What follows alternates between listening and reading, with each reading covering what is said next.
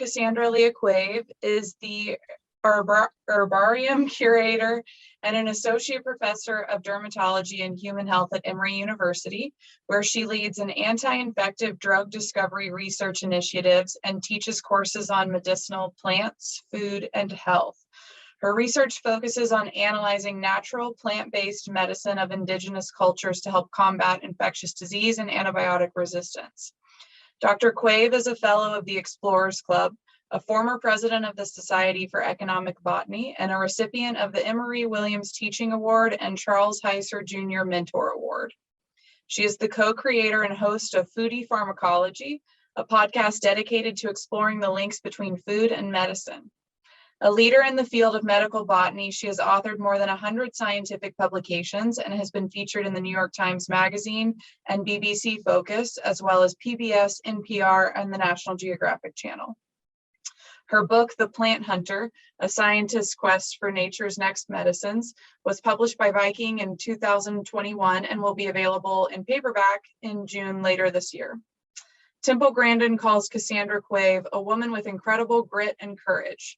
And National Geographic writer and best-selling author Daniel Stone says, the plant hunter traces barrier-breaking paths to becoming a scientist and takes us on a romp through jungles, swamps, deserts, and mountains in search of the holiest of botanical grails, tomorrow's life-saving medicines.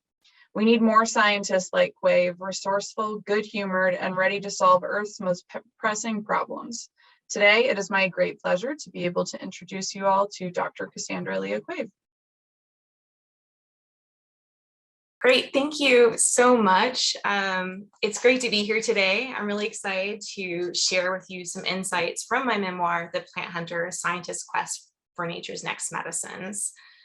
I opened the book with the following dedication, and that is, for the knowledge keepers and the wisdom seekers who delight in nature's bounty and revel in its complexity. And in a way, this book is my love letter to all of those who seek out knowledge of how nature works, and to those indigenous knowledge keepers who safeguard this information over generations. I wrote this book with the goal of sharing the journey that I took in search of my own intellectual passions, and with the hope that it could also serve as a source of inspiration for students and scholars that are looking for the unique ways that they too can contribute to the world. Moreover, women's voices in the sciences are woefully underrepresented. And another goal I had with this book was to share my own experiences in the lab and in the field, not only as a woman, but also as a wife and mother, and as someone that has lived with disability her whole life. My journey has been, you could say, challenging right from the start. I was born with the lower portion of my right leg underdeveloped. The foot was bent in a strange angle at the ankle. The tibia above it was short, and the fibula was totally missing. Ankle bones were missing too. And you can see it here in the photos of me as a toddler, the pretty significant disparities that I had in limb length. And so at the age of 3, after many doctor's visits and second and third opinions from experts across the state of Florida, my parents approved a procedure to amputate my leg below the knee in the hopes of giving me a better shot at walking with a prosthetic. Unfortunately, I acquired an infection with that surgery that almost killed me. And this experience sparked an interest in microbiology that has endured even today. So after that first surgery, I had 1 to 2 operations a year throughout my childhood to correct the bone defects that I'd been born with. I spent much of my childhood on crutches, and when I wasn't outside climbing trees, I was at our kitchen table spying into the lens of a microscope. You see, observing those life forms unseen by the naked eye had become a passion of mine, and science fair was really an awakening. Now, while I really couldn't participate in sports, there weren't many opportunities for disabled inclusion in the 1980s in our small town. I was able to compete in science fair, and in a way, that really became my sport. These studies led me to college, where I became a pre-medical student, and as chance would have it, in a small ecology course, I found something that would become the field that I would someday call my own. So as a double major in biology and anthropology, and very much focused on becoming a physician down the road, I was still, though, fascinated with the sciences and the humanities and trying to understand where they might intersect together. I'd never really seen a way to merge those fields until I first read about this topic of ethnobotany in that ecology class. Ethnobotany is the scientific study of the relationships between people and plants, and this can encompass anything from the uses of plants for food or medicine, or even shelter, clothing, art, and tools. The list goes on. And it's for this reason that ethnobotany is also known as the science of survival. And so here I was as a junior in college, the end of my junior year. I just turned 21, and I decided that I just had to go to the Amazon to learn more about this intersection between nature and medicine. I was still very much determined on that pre-medical path, and I initially saw this as kind of a side interest that I wanted to explore. When I landed in Iquitos, Peru, I was right away just blown away by the array of medicinal plants that were, shown for sale in local markets. But it was really the time that I spent deeper in the jungle with a healer named Don Antonio that my curiosity about other forms of medicine was really stoked. Working with Don Antonio in his garden and shadowing him on patient visits, I soon began to understand that medicine was about so much more than simply pharmacy and surgery. And it wasn't until my return to Atlanta that I found myself holding this letter of acceptance to medical school in my hand, the thing that I had worked tirelessly on for years and years to get to, that it finally hit me that this was not the right path for me. I was meant for something else. And that something else turned out to be life as a professor and scientist that looks for new medicines in nature rather than practicing medicine. So moving forward today, I know that billions of people around the world rely on plants as their main source of medicine. And that out of the many essential medicines that are listed by the World Health Organization, these are medicines that stock shelves in hospitals and pharmacies across the globe. Many of these are actually based on chemicals that were first discovered in plants that were long known to traditional healers. Whether it's for pain, or for heart disease or infection, the list goes on. And yet of the roughly 33,000 species of plants that have been documented as being used in some form of traditional medicine across the globe, scientists have only looked at maybe a few hundred of those with any level of rigor.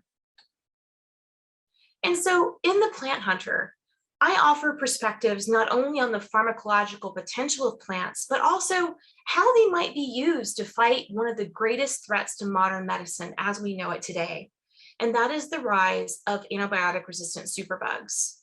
The loss of functional antibiotics will make all areas of medicine, from surgery to cancer therapy and childbirth, more dangerous to all, and we need new solutions.